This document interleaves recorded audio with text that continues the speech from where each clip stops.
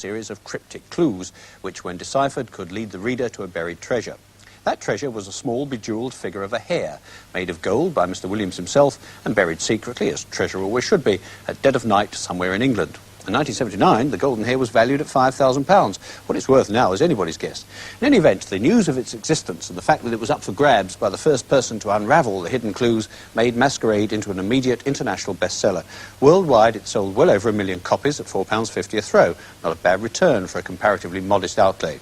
Meanwhile, during these last 3 years, while Messrs. Cape and Kit Williams have been happily counting the proceeds, people from all over the world have been energetically digging up large chunks of England. A Swiss family, having decided, for reasons best known to themselves, that the hare must be buried in Cornwall, spent their life savings and very nearly their lives when they were cut off by the incoming tide in search of it. Germans took part in the hunt, so did Japanese and Danes and Swedes and Australians and Canadians. Americans, who know little of Britain apart from the more famous historical landmarks, came over determined to pull down Big Ben and Edinburgh Castle and other places they'd vaguely heard of, convinced that the treasure lurked within. People turned up spattered with mud and carrying spades at Kit Williams' door, begging for an extra clue. And thousands upon thousands of other people wrote to him saying, "I think I know where the treasure is. Please tell me if I'm right." One or two of the hunters even got close, but nobody got close enough until a few days ago when at last the golden hare was unearthed. Bernard Clark tells the story.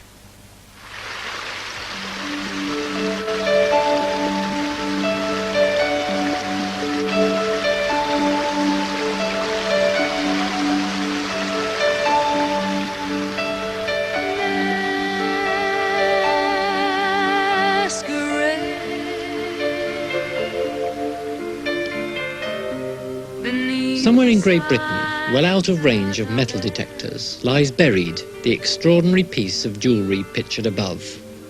It was fashioned by Kit Williams out of 18-carat gold and dazzlingly adorned with precious stones. Ruby, moonstones, citrines, turquoise, mother of pearl, and a rare compound called faience, used by the ancient Egyptians to grace the pharaohs.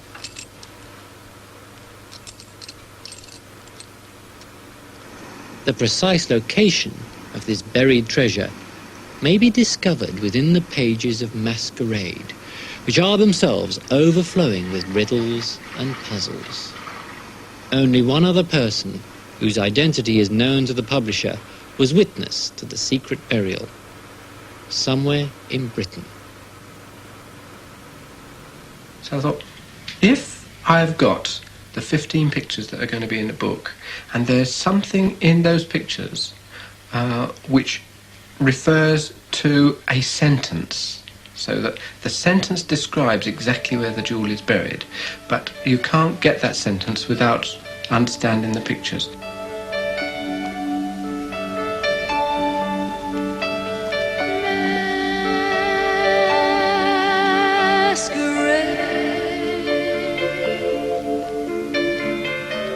As the hare got close to where the sun ought to be, he heard the most terrible hullabaloo. All the people of the earth had taken kettles and pans and sticks and pots and drums and guns and gongs and were making a fearful din. But we printed 60,000 copies, which for an unknown book by an unknown artist is pretty amazing. And what happened, it went mad, completely crazy. We thought we were bound to have enough till Christmas. And we reprinted a further 50,000 the day after publication, and 3 days later, yet another 50,000. I've really never seen a book like it. What, is it now in the millions? No, we've now sold about 500,000 copies. Around the world, it's about 1.5 million now. This is today's mail.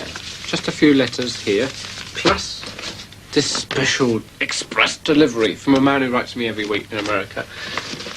This package has got today's American letters in it. I mean, this has been going on like this for so long, every single day. I might say it's very boring. One guy wrote to me and he said, "Look, you're the publisher. I figured it out. Kit Williams is a pseudonym. I know it's a pseudonym, and if I can find out his real name, I'll get to the bottom of it. And the reason I know it's a pseudonym is that Kit Williams is a perfect anagram for I will mask it." Some people, for instance, all these letters are from one man who writes to me every single day. I got one from him this morning. He writes as many as 7,000 words a day about the jewel. But I mean, I never wrote that much doing it. Is he very close, by the way? No. He thinks it's about a mile and a half from here. This man from Barrow in Furness does amazing drawings and plans and maps, and it's just has gone on for ever since the book came out. I get letters from him. He was the man who got very, very close, but he never got it right. Well, by this time, I really rather hoped that it would be found, because a lot of people were beginning, it'd been 2.5 years, and some people actually probably didn't believe that it was buried. Now, I know to Kit, and I was absolutely, I had no proof that it was buried, but I was absolutely certain that he's honest and that he did exactly what he said he'd done. My wife came down to make the tea and get the letters. She looked at all the American letters and said, oh, we do them tonight sometime. Looked through the other letters. There were some bills, there were letters from people who write every day. You get to know their writing and everything. And there was just one letter that just was a normal, everyday letter. So she brought it up. And I was lying in bed and opened it up. And there in the letter, a very simple, lovely little letter, was almost a childlike map. And that map was describing exactly where the jewel was. And then there was a man's telephone number. I rang him up and said, you've got it.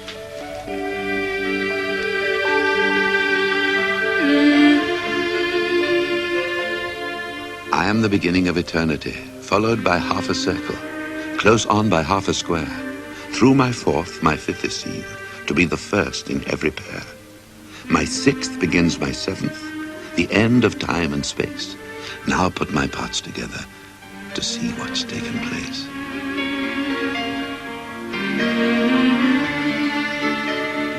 I wanted an exact spot on grass, like a cross on a pirate's map. And I thought, how can this be done? If I was to put a plaque there or a stone there, then somehow that's obvious. And I wanted a place that wasn't obvious, it was just there. And I thought, if I could get a shadow cast from a tall object, a tall pointed object, where the tip of the shadow went onto the grass, that would be the very spot. Even better than that, the sun works in such a way that the shadow is never in the same place. Every day of the year, it moves slightly. And also, it gets longer and shorter, the shadow, as the year goes through. So it's quite complicated. But on 2 days in the year, that's the equinox, the shadow falls in the same place. So equinox was the day. The other thing is the time of day. Obviously, the shadow moves like a sundial. It just moves around with the hours of the day. So I thought I will choose midday, because the shadow will be shortest then and will be more distinct upon the ground. So the place where the jewel was to be buried was where the shadow falls, the tip of the shadow of the cross, where it falls on the ground at midday during the equinox. This is the shadow you're talking about. This is a shadow. I mean, we're not on the right time of day, nor the right day. But if we were here at the right time of day, on the right day, that's exactly where it would be. Isn't that wonderful? And it just changes all the time. And what happens if it's not a sunny day? It's not here. You don't know where it is. And that also is wonderful. You have to wait for the sun. And that's what the book's all about. People waiting for the sun. The moon is waiting for the sun all her life.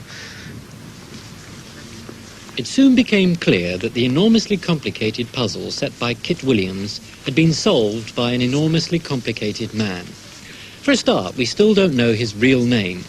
All he will give is a pseudonym, Ken Thomas. Secondly, he's insisted, for personal reasons and at great length, on not being identified. And perhaps even more surprisingly, he had come to the small cross near Ampthill, Bedfordshire, partly by accident. Some time ago, he decided what the wording of the first picture in Masquerade meant.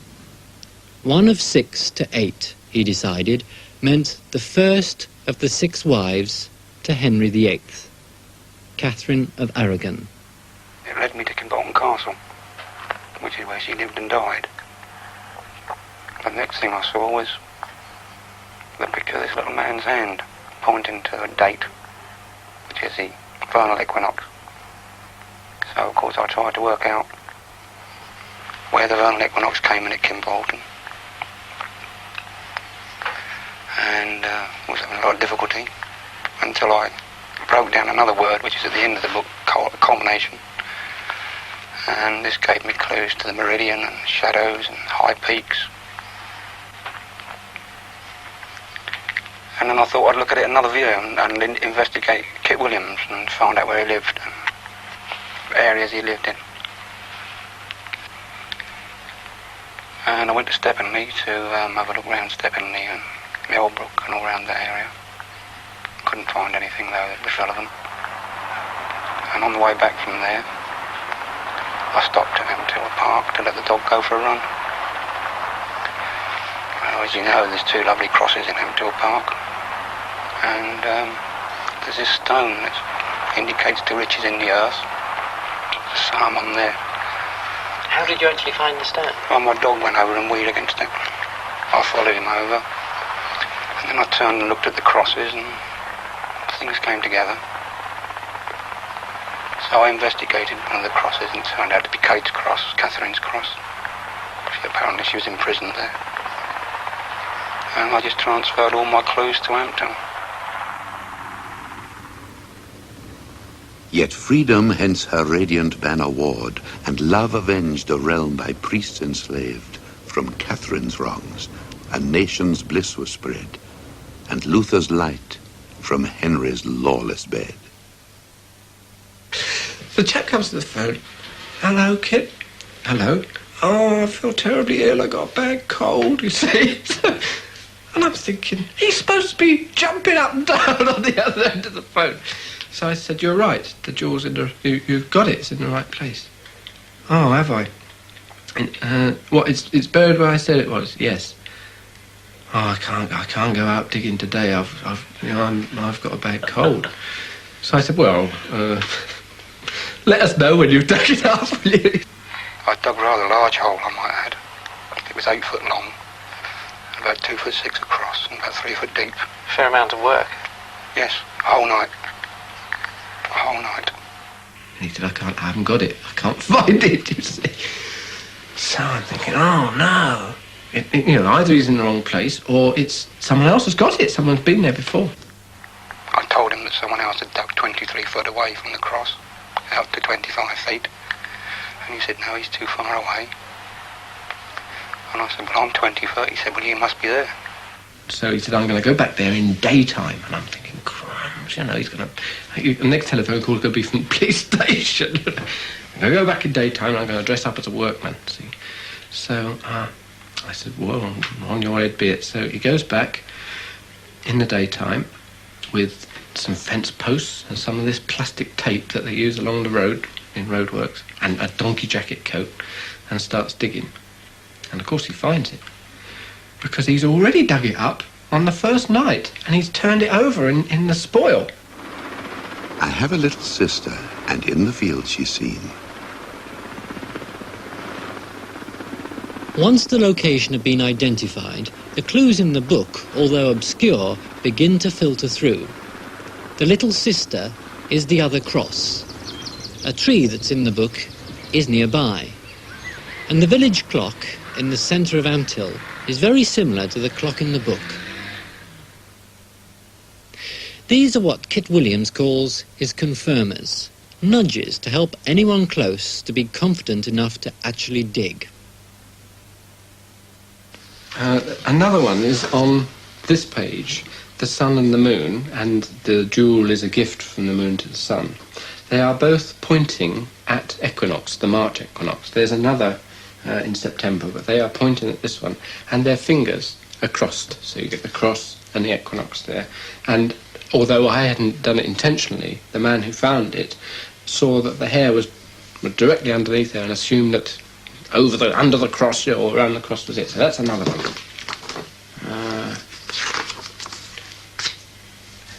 Just near the cross is a football pitch, and there's a football pitch there.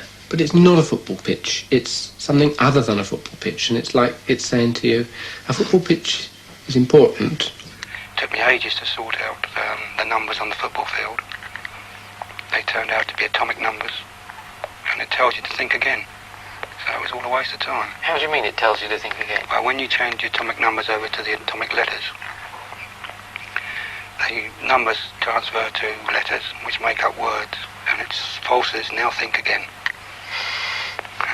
Weren't you somewhat irritated by that? All the time. Every red herring you find, you do. And other people must be the same. When you found other people searching, did you sort of chat with them? Oh no. No, you keep yourself to yourself, and Fairly competitive. you've got to, yeah. You could give a clue away that could be a main clue, and you might not realise.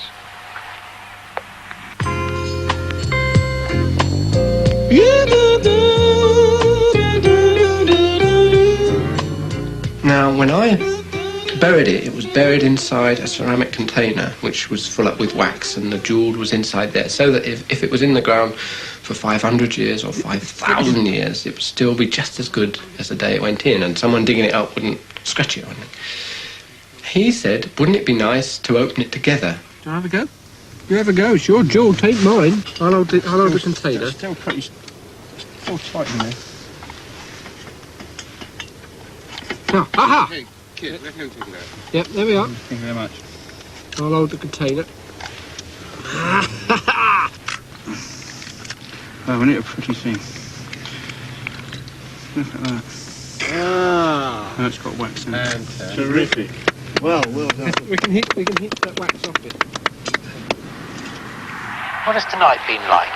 An anticlimax? It's been an anticlimax since I found it. You look for something for 15 months, and when you find it, it's all over. It's all gone, isn't it? Finished now. So we've got to look for another jewel to find. I shall put it in the bank and leave it in safe hands. And in the end, I suspect you'll sell it. I might not. I have children. I might leave it to my children. Do you think it'll be worth a lot of money? Maybe one day. Depends who wants to buy the thing. He still hasn't cracked the actual riddle. Kit devised the book in such a way that, in fact, if you crack the perfect riddle, you find the location precisely. Now, this man has got the end part of the clues, and it's enabled him to find the treasure, which is something that Kit never thought would be possible. So now, what must happen, or what I hope will happen, is that someone will actually work out, either he or someone else, will work out the riddle itself. And I think that would be nice. There are thousands and thousands of people who have done so much work that it would be a pity if it just went poof at the end of it. Even the man who dug it up said, I don't know what I'm going to do now. His wife said, this house has been full of it for 18 months and now it's all over. What do we do? We've got to watch the telly now. You were lucky, really, weren't you? Very lucky. My dog was the one. Without my dog, I don't think I'd have bothered. If I hadn't stopped to let him have a look, have a run, and have a wee, I'd never found it. I'd have still been digging at Kimbolton, along with the others. Did you enjoy the whole process? Oh yes, very much. On reflection, yes. But now you don't like the publicity. No. Dear reader, if you were to read this book again, you might discover when and where the hare lost the jewel. If you do, then go and find it and keep it for yourself. But remember, the best of men is only a man at best, and a hare, as everyone knows, is only a hare. And the hare, as everyone knows, now won't be there.